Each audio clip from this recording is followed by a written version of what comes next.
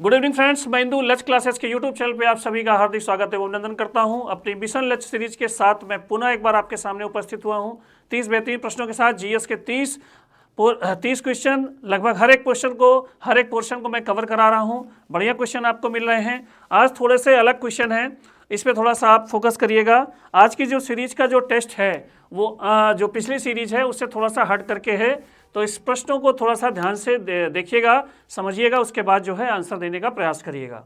बढ़ते हैं आज की मिशन लच सीरीज के पहले प्रश्न की ओर। पहला क्वेश्चन कॉन्स्टिट्यूशन से है। क्या कह रहा है? भारत के लिए संविधान सभा का विचार पहली बार ... द्वारा पेश किया गया था। जवाहरलाल नेहरू, राजेंद्र प्रसाद, वल्लभ भाई पटेल, एम.एन. रॉय। ठीक, तो देखिए, ये देखिए, इसमें देखिए जो वर्ड यूज किया जा रहा है वह है संविधान सभा। ठीक, किसका वर्ड यूज किया जा रहा है? संविधान सभा। ठीक, तो इस पे ध्यान दीजिएगा। जो संविधान सभा का विचार पहली बार प्रस्तुत किया गया किसके द्वारा? ठीक, तो सबसे पहले मैं थोड़ा आपको बताना चाहूंगा कि पृथक संविधान के लिए जो सबसे पहला कॉन्सेप्ट आया 1895 ईस्वी में। ठीक, और इसको लाने वाले थे आपके बाल गंगाधर तिलक जी। बाल गंगाधर तिलक जी, स्वराज विधेयक, बाल गंगाधर तिलक जी। उसके बाद संविधान से रिलेटेड एक बढ़िया सी पॉलिसी लेकर के आए थे आपके पंडित मोतीलाल नेहरू। पंडित मोतीलाल नेहरू, जिसके द्वारा लाई गई रिपोर्ट को कहा जाता है नेहरू रिपोर्ट के नाम से। और ये अंग्रेजों के द्वारा चैलेंज को स्वीकार करके इन्होंने एक फॉर्मेट बनाया था। ठीक, लेकिन अगर आपसे कोई कहे कि प्रॉपर वे में संविधान सभा की पहली बार बात किसने की, तो वो व्यक्ति थे कौन? एम.एन. राय। एम.एन. राय ने सबसे पहले 1934 में संविधान सभा की जो है पहली बार जो है फॉर्मेट प्रॉपर वे में प्रस्तुत किया था। ठीक, तो इसका राइट आंसर है ऑप्शन नंबर डी, एम.एन. राय। ठीक, बढ़ते हैं अगले क्वेश्चन की ओर। क्वेश्चन नंबर 2 भूगोल से, सौरमंडल से रिलेटेड क्वेश्चन है। किस ग्रह का वातावरण सल्फ्यूरिक अम्ल के घने सफेद और पीले बादलों से निर्मित है? मंगल ग्रह, बुध ग्रह, शुक्र ग्रह, वरुण। ठीक, इन चारों में से किसके पास जो है H2SO4 का घना सफेद और पीला बादल है? और इसको मैं आपको हिंट दे रहा हूं कि इसी कारण ये बहुत अत्यधिक मात्रा में क्या है? चमकता है। ठीक, तो आप आंसर दीजिएगा मंगल ग्रह, बुध ग्रह, शुक्र ग्रह, वरुण ग्रह। तो ये सल्फ्यूरिक एसिड के जिसके पास क्लाउड्स हैं वो आपका जो प्लेनेट है वह ग्रह आपका कौन सा है? शुक्र ग्रह। शुक्र ग्रह है, जिसको आप लोग शुक्र ग्रह को आप कहते हैं पृथ्वी का भगनी ग्रह, पृथ्वी का भगनी ग्रह या पृथ्वी की जुड़वा बहन, पृथ्वी के भगनी ग्रह या कहते हैं पृथ्वी की जुड़वा बहन कहते हैं, जुड़वा बहन कहते हैं। इसके अतिरिक्त इसे सुबह का तारा, ठीक, इसको कहते हैं भोर का तारा, और इसको सांझ का तारा भी कहते हैं, इसको सांझ का तारा भी कहते हैं। ठीक, और आपको बता दूं सबसे अधिक चमकीला ग्रह, सर्वाधिक चमकीला ग्रह भी यही है, सर्वाधिक चमकीला ग्रह भी यही है। ठीक, तो ये था आपका right answer, option number C, शुक्र ग्रह। बढ़ते हैं सीरीज के तीसरे प्रश्न की ओर। खटाखट आंसर देते रहिएगा, जितना हो सके इस वीडियो को शेयर करिए, लाइक करिए और कमेंट करिए। और जिन लोगों ने अभी भी हमारे लच क्लासेस के यूट्यूब चैनल को नहीं सब्सक्राइब किया है वो सब्सक्राइब कर लें और इस वीडियोस को बढ़िया से देखें और अच्छे से तैयार करते चलें। ठीक, अगला क्वेश्चन क्या है? ठोस कार्बन डाइऑक्साइड को ... का भी कहा जाता है। गहन जमी बर्फ, शुष्क हिम, कार्बन का समस्थानिक हिम। ठीक, तो इसको जो कहा जाता है ठोस कार्बन डाइऑक्साइड, मतलब कार्बन डाइऑक्साइड जैसे गैस रूप है, कार्बन डाइऑक्साइड गैस रूप में है, वातावरण में प्राकृतिक रूप इसका गैस का है, लेकिन जब इसको हम लोग ठोस रूप में प्राप्त करते हैं, ठोस रूप में बनाते हैं, तो इसे शुष्क हिम या शुष्क बर्फ के नाम से जाना जाता है, शुष्क बर्फ के नाम से जाना जाता है। ठीक, और ये शुष्क बर्फ हम लोग किस लिए यूज करते हैं? कूलिंग के लिए। हम लोग किसके लिए? शीतलन के लिए, कूलिंग के लिए, ठंडेपन के लिए हम लोग इसको प्रयोग करते हैं। और अग्निशामक अग्निशामक, आग बुझाने वाले यंत्रों में, अग्निशामक यंत्रों में भी इसका प्रयोग करते हैं। ठीक, तो इसका राइट आंसर है ऑप्शन नंबर बी, शुष्क हिम या शुष्क बर्फ या ठोस बर्फ। बढ़ते हैं अगले क्वेश्चन की ओर। क्वेश्चन नंबर 4, अफ्रीका में कालाहारी किस प्रकार का रेगिस्तान है? ठीक, शीत शरद ऋतु, उपोष्ण कटिबंध, उष्ण कटिबंध, शीत तटवर्ती। ठीक, तो ये आपका एक डिजर्ट है, मरुस्थल है।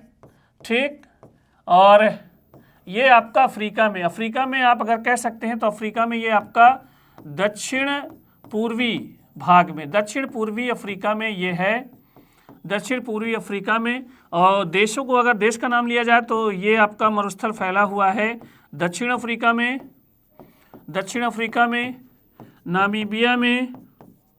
नामीबिया में। ठीक, दक्षिण अफ्रीका में, नामीबिया में, बोत्सवाना, इन देशों में जो है मुख्य रूप से ये फैला हुआ है।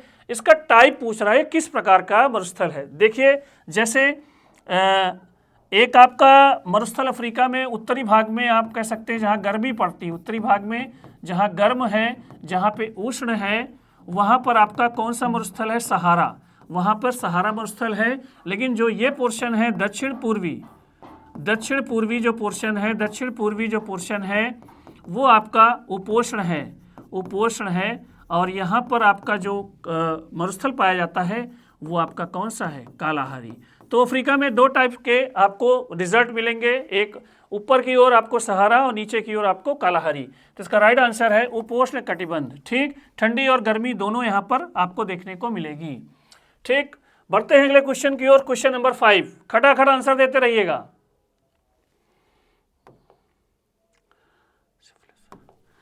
निम्नलिखित में से कौन सा यौन संक्रमण है? आंत्रज्वार, हैजा, रेबीज, उपदंश। ठीक, सेक्सुअल इन्फेक्शन पूछा है कि इसमें से कौन सा जो है यौन संक्रमण है जिसकी वजह से ये बीमारी आपकी होती है। आंत्रज्वार, हैजा, रेबीज ये आपको नहीं आता है तो आप वैसे भी बता सकते हैं ये आपका जो है आपका इन्फेक्शन जो है आपका सेक्सुअल इन्फेक्शन नहीं है, हैजा भी नहीं, रेबीज नहीं है, उपदंश सिफिलिस बोलते हैं इसको। और ये आपका जो संक्रमण है, यौन संक्रमण है, असुरक्षित यौन संबंध के कारण ये आपको डिजीज होती है, इसका नाम है उपदंश। तो इसका राइट आंसर है ऑप्शन नंबर डी।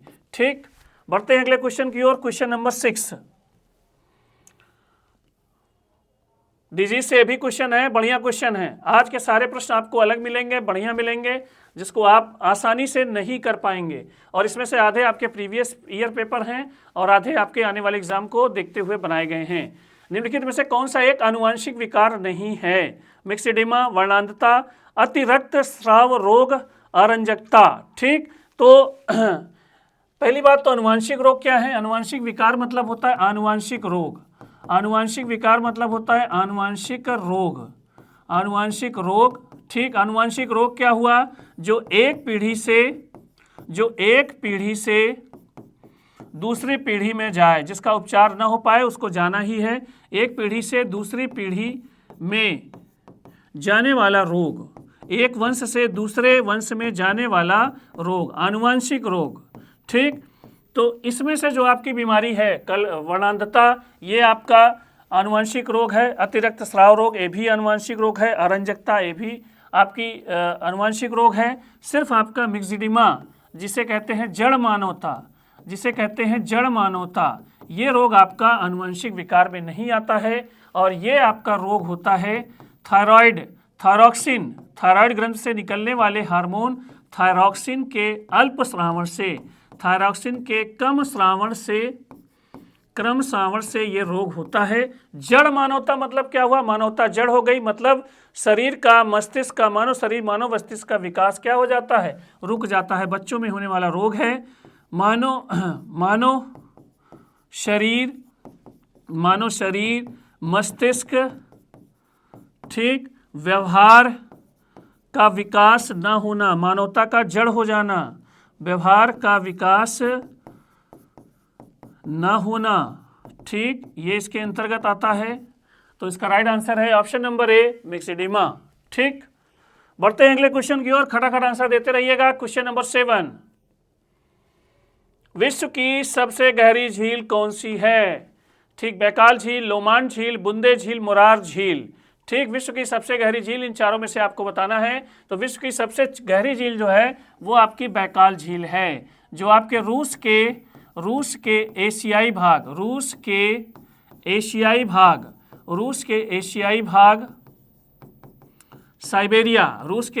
भाग साइबेरिया में स्थित है और लगभग 1664 जो इसकी मैक्सिमम गहराई नापी गई है 1664 मीटर, सो लीजिए 1.5 किलोमीटर से भी ज़्यादा कहीं कहीं पर ये गहरी है। ठीक, तो इसका जो राइट आंसर है ऑप्शन नंबर ए, बैकाल झील विश्व की सबसे गहरी झील है। ठीक, इसी के बगल कैस्पियन सागर है जो विश्व की सबसे बड़ी झील है, और वो किस प्रकार की झील है? खारे पानी की झील है। पशुओं के प्रति क्रूरता रोकथाम अधिनियम को वर्ष ... अधिनियमित किया गया था? 1962, 1961, 1960, 1963। ठीक, पशुओं के प्रति क्रूरता को रोकने के लिए सरकार के द्वारा जो कानून बनाया गया उसे पशु क्रूरता अधिनियम कहा जाता है, और इसे वर्ष 1960 में अधिनियमित किया गया था। ठीक, तो इसका राइट आंसर है आपका ऑप्शन नंबर सी, 1960। बढ़ते हैं अगले क्वेश्चन की ओर, खटाखट आंसर देते रहिएगा। क्वेश्चन नंबर 9, बढ़िया क्वेश्चन, बताइए, आंसर दीजिए खटाखट, मुझसे पहले भी आपको आंसर देना है। उत्तर प्रदेश से कुछ जिलों को अलग करके उत्तराखंड का गठन कब किया गया था? 2000, 1948, 1990, 2005। किस वर्ष जो है उत्तर प्रदेश से अलग हुआ आपका उत्तराखंड? तो इसका जो राइट आंसर है वो है आपका 9 नवंबर 2000 को, 9 नवंबर सन 2000 को यूपी के 13 जिलों को, कितने जिलों को? यूपी के 13 जिलों को अलग करके नया राज्य बनाया गया, अलग करके नया राज्य बनाया गया। ठीक, और इसका नाम रखा गया उत्तरांचल। क्या नाम रखा गया? उत्तरांचल। ठीक, तो ये उत्तरांचल से उत्तराखंड वर्ष 2007 में हुआ, वर्ष 2007 में इसका नाम क्या रखा गया? उत्तराखंड। ठीक, तो आप ये ध्यान रखिएगा, इसका राइट आंसर है ऑप्शन नंबर ए, सन 2000। बढ़ते हैं अगले क्वेश्चन की ओर, क्वेश्चन नंबर 10, भारत के किस राज्य को चीनी का कटोरा कहा जाता है? उत्तर प्रदेश, हिमाचल प्रदेश, तमिलनाडु, आंध्र प्रदेश। ठीक, इसमें ऑप्शन ये होता है, अगर महाराष्ट्र तो आप थोड़ा बहुत सोचते।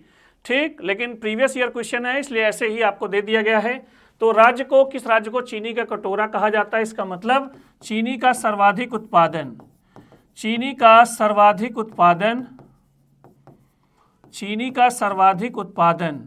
ठीक, तो आप लोगों को पता है कि पूरे विश्व में सबसे ज़्यादा चीनी उत्पादन है ब्राज़ील। ठीक, उसके बाद आपका भारत है। ठीक, और भारत में सबसे ज़्यादा कहाँ पे चीनी का उत्पादन होता है? उत्तर प्रदेश। इसका राइट आंसर है option number A, Uttar Pradesh. Uttar Pradesh राज्य को चीनी का कटोरा कहा जाता है।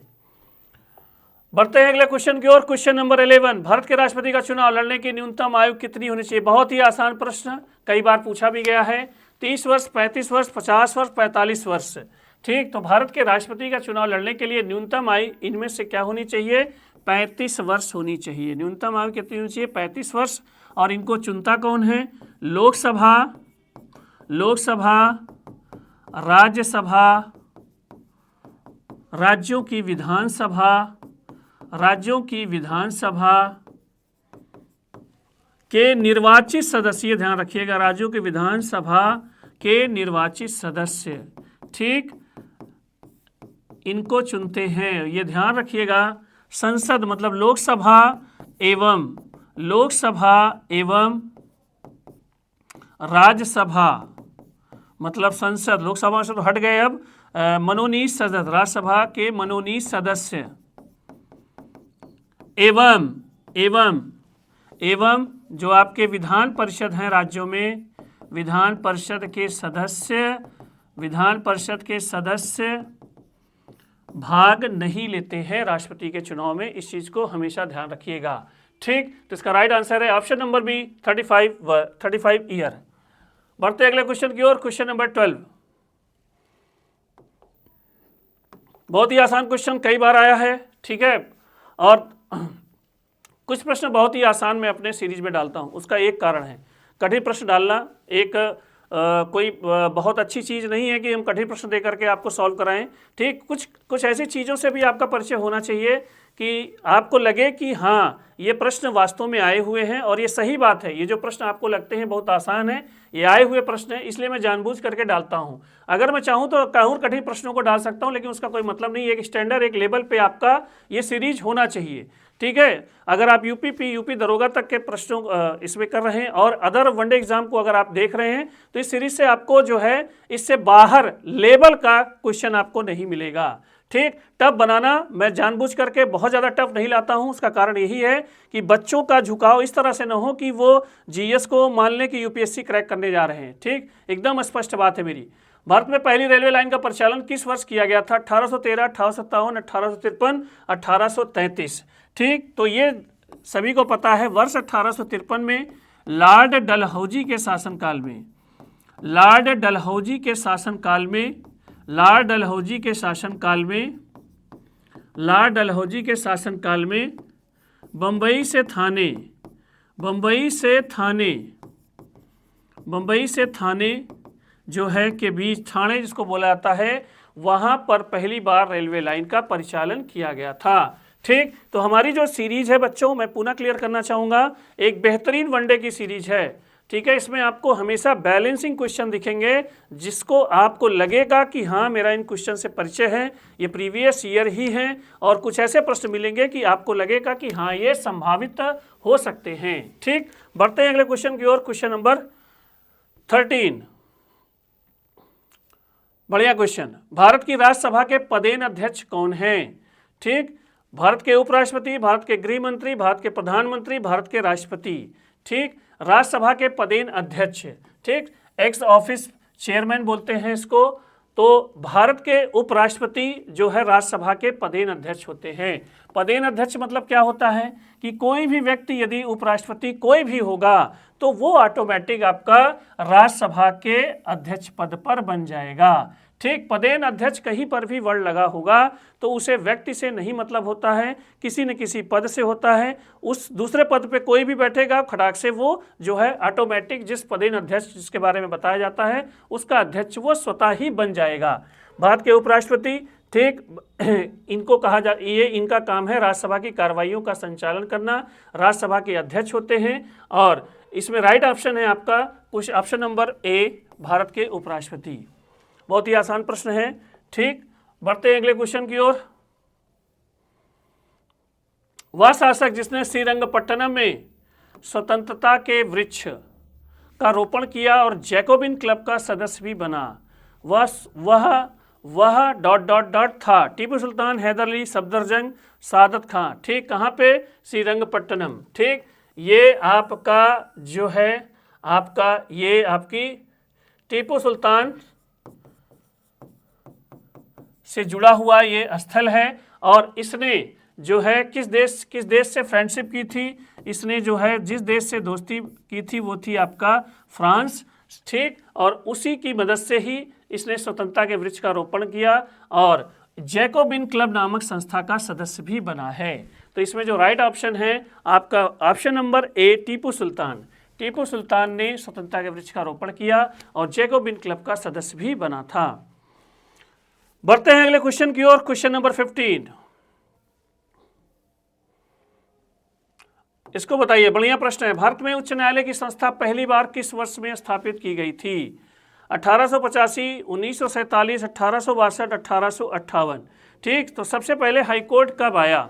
ठीक, तो सबसे पहले आपका हाईकोर्ट स्थापित किया गया 1862 में। ठीक, कलकत्ता में सबसे पहले, कलकत्ता, इसी वर्ष मुंबई जिसे बम्बई कहा जाता था, चेन्नई जिसे मद्रास, वही नाम लिख देता हूँ, कलकत्ता, बम्बई एवं मद्रास उच्च न्यायालयों की स्थापना एक ही वर्ष की गई थी। तो इसका राइट आंसर है आपका 1862। उसके बाद आपका नंबर आता है प्रयागराज का जिसकी स्थापना 1866 ईस्वी में हुई थी। बढ़ते हैं अगले क्वेश्चन की ओर। क्वेश्चन नंबर 16, बढ़िया क्वेश्चन। आर्ट एंड कल्चर से। उत्तर भारतीय मंदिर शैली और दक्षिण भारतीय मंदिर शैली की वास्तुशिल्पी परंपरा के चयनात्मक मिश्रण से मंदिर वास्तुकला की कौन सी शैली का निर्माण किया गया था? उत्तर भारतीय मंदिर शैली और दक्षिण भारतीय मंदिर शैली की वास्तुशिल्पी परंपरा के चयनात्मक मिश्रण से मंदिर वास्तुकला की कौन सी शैली का निर्माण किया गया था? बस क्वेश्चन लंबा है, आंसर बहुत आसान है। ठीक, जैसे हम लोग को पता है कि उत्तर भारत की जो मंदिर शैली है, उत्तर भारत की जो मंदिर शैली है वो आपकी है नागर शैली। कौन सी शैली है? नागर शैली है। ठीक, दक्षिण भारत की जो मंदिर शैली है, दक्षिण भारत की जो मंदिर शैली है, दक्षिण भारत की मंदिर शैली है, दक्षिण भारत की मंदिर शैली जो है वो आपकी है द्रविड़ शैली। वो आपकी है कौन सी? द्रविड़ शैली है। ठीक, नागर शैली, द्रविड़ शैली। और इन दोनों के मिक्सअप से मध्य भारत में, इन दोनों के मिश्रण से मध्य भारत में जो आपकी शैली बनी है वो शैली आपकी कौन सी बनी है? बेसर शैली। और इस शैली के मंदिर आपको ज़्यादातर जो है विंध्याचल पर्वतमाला से लेकर, आपको विंध्याचल पर्वतमाला से लेकर के कृष्णा नदी, आप कह सकते हैं कर्नाटक, कृष्णा नदी तक आपको शैली देखने को मिलेगी। कर्नाटक राज्य अगर बताना हो तो राज्य में तो कर्नाटक राज्य। तो ये आपकी जो शैली है वो आपकी कौन सी शैली है? बेसर शैली। दोनों के मिक्सअप से बनी हुई। बढ़ते हैं अगले क्वेश्चन की ओर। Question number 17। किसी राज्य में राष्ट्रपति शासन को निरस्त करने का अधिकार किसके पास है? राज्य के मुख्य सचिव, भारत के राष्ट्रपति, राज्य के राज्यपाल, राज्य के मुख्यमंत्री। किसकी? राष्ट्रपति शासन की। ठीक, तो हम सभी को पता है कि अनुच्छेद 256 के द्वारा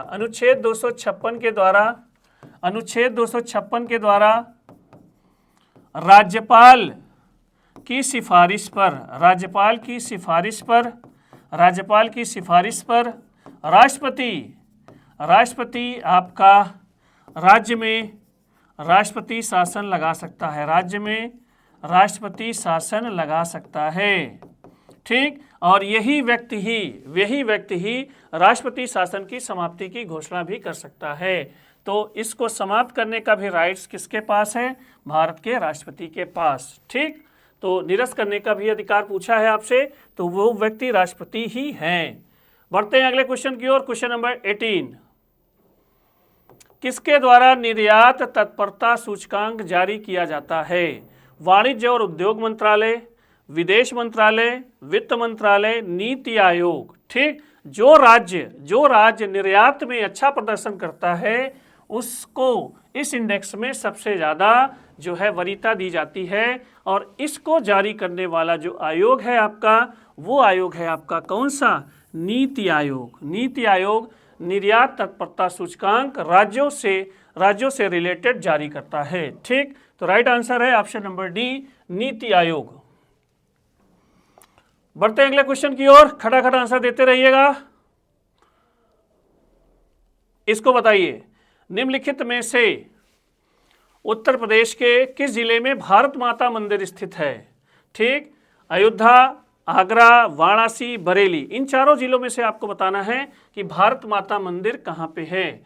और आपको मैं बता दूं, भारत माता मंदिर की जो विशेषता है, यहाँ पर भारत माता की जो है एक मूर्ति है, एक ही पत्थर से बनी हुई है। ठीक, थ्री डायमेंशनल मूर्ति है। और वो आपका जो प्लेस है वो आपका प्लेस है वाराणसी। वाराणसी में जो है महात्मा गांधी काशी विद्यापीठ में, महात्मा गांधी काशी विद्यापीठ में ये आपका मंदिर स्थित है वाराणसी में। तो इसका राइट आंसर है ऑप्शन नंबर सी, वाराणसी। बढ़ते हैं अगले क्वेश्चन की ओर। Question number 20। मानवाधिकार पर संयुक्त राष्ट्र आयोग को ... द्वारा प्रतिस्थापित किया गया था। संयुक्त राष्ट्र मानवाधिकार परिषद, द्वारा प्रतिस्थापित किया गया था, एमनेस्टी इंटरनेशनल द्वारा प्रतिस्थापित किया गया था, रेड क्रॉस की अंतर्राष्ट्रीय समिति के द्वारा प्रतिस्थापित किया गया था, मानवाधिकार समिति नामक संस्था के द्वारा प्रतिस्थापित किया गया था। ठीक, ह्यूमन राइट्स पर पहले, इस क्वेश्चन का मतलब क्या हुआ, मानवाधिकार पर पहले जो संयुक्त राष्ट्र की संस्था थी उसे कहते थे संयुक्त राष्ट्र आयोग। इसको रिप्लेस किसने किया, वो क्वेश्चन आपको पूछा है। ठीक, तो वो इसका जो राइट आंसर है, इसे रिप्लेस किया था संयुक्त राष्ट्र मानवाधिकार परिषद। और इसका जो गठन हुआ किस वर्ष, 2006 में, 2006 में। और इसका जो मुख्यालय है वो मुख्यालय है आपका जिनेवा। कहाँ पर है, जिनेवा स्विट्जरलैंड में इसका मुख्यालय है। ठीक, तो ये संयुक्त राष्ट्र की वह संस्था है, वह परिषद है जो पूरे विश्व में मानवाधिकारों से रिलेटेड जो है चीज़ों को देखती है। तो इसका राइट आंसर है संयुक्त राष्ट्र मानवाधिकार परिषद। बढ़ते अगले क्वेश्चन की ओर, खटाखट आंसर देते रहे। 21 डॉट डॉट की स्थापना भारत की आतंकवाद रोधी क्षमताओं का समर्थन करने के लिए की गई थी। ठीक, राष्ट्रीय पुलिस प्रौद्योगिकी विकास केंद्र NPTDC, राष्ट्रीय खुफिया ग्रिड नेटग्रिड, राष्ट्रीय पुलिस सूचना प्रौद्योगिकी केंद्र NPITC, अपराध और आपराधिक ट्रैकिंग नेटवर्क और सिस्टम CCTNS। ठीक, तो इसमें यह पूछा है कि भारत की आतंकवादी रोधी जो है क्षमताओं के लिए किस संगठन की स्थापना हमने की थी। तो इसमें जो राइट आंसर है वो आपका है नेशनल इंटेलिजेंस ग्रिड, जिसे राष्ट्रीय खुफिया ग्रिड के नाम से जाना जाता है, राष्ट्रीय खुफिया ग्रिड के नाम से जाना जाता है। और ये हमारी आतंकवादी रोधी क्षमताओं का प्रदर्शन करने वाली संस्था है। जिसका राइट आंसर है ऑप्शन नंबर बी, राष्ट्रीय खुफिया ग्रिड। बढ़ते अगले क्वेश्चन की ओर, क्वेश्चन नंबर 22। भारतीय संविधान में निम्नलिखित में से कौन से अनुच्छेद में केंद्र में सरकार के मंत्रिपरिषद से संबंधित है। ठीक, इसमें आर्टिकल पूछ रहा है और केंद्र सरकार के मंत्रिपरिषद से रिलेटेड आर्टिकल पूछ रहा है। अनुच्छेद 74 और 75, अनुच्छेद 165 और 166, अनुच्छेद 76 और 77, अनुच्छेद 163 और 164। ठीक, तो देखिए ये आपकी संघीय मंत्रिपरिषद की बात हो रही है। किसकी बात हो रही है, संघीय मंत्रिपरिषद की बात हो रही है, केंद्रीय मंत्रिपरिषद की बात हो रही है, केंद्रीय मंत्रिपरिषद की बात हो रही है। ठीक, और ये पूछ रहा है कि उससे रिलेटेड कौन से आर्टिकल हैं। तो ये अनुच्छेद 74 में कहा गया है कि राष्ट्रपति को कार्यों में सहायता और सलाह देने के लिए एक मंत्रिपरिषद होगी। ठीक, और इसका अध्यक्ष प्रधानमंत्री होता है। और इनकी नियुक्ति और अन्य बातों का प्रावधान किस अनुच्छेद में है, अनुच्छेद 75 में। इसका राइट आंसर होगा और आपका ऑप्शन नंबर ए, अनुच्छेद 74 और 75। बढ़ते हैं अगले क्वेश्चन की ओर, खटाखट आंसर देते रहिएगा, लास्ट तक बने रहिएगा। बहुत तेजी से मैं क्वेश्चंस को सॉल्व कराता हूं। क्वेश्चन नंबर 23, राष्ट्रीय जांच एजेंसी अधिनियम किस वर्ष अधिनियमित किया गया था। ठीक, NIA नेशनल इन्वेस्टिगेशन एजेंसी के बारे में पूछ रहा है। ठीक, NIA के बारे में पूछ रहा है। ठीक, तो इसकी स्थापना से संबंधित अधिनियम को किस वर्ष लाया गया था। तो ये आपको इसको बता दूं, राष्ट्रीय सुरक्षा एजेंसी एक आपकी आतंकवाद रोधी इकाई ये भी है, आतंकवाद रोधी बल है, ये बल है और वो आपका एजेंसी थी। ठीक, त्वरित कार्रवाई करता है ये। और ये किसी भी राज्य में, एक इसकी खासियत क्या है, किसी भी राज्य में पूरा लिख देता हूं, किसी भी राज्य में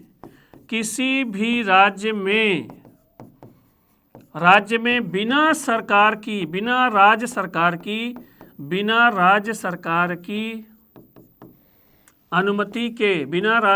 की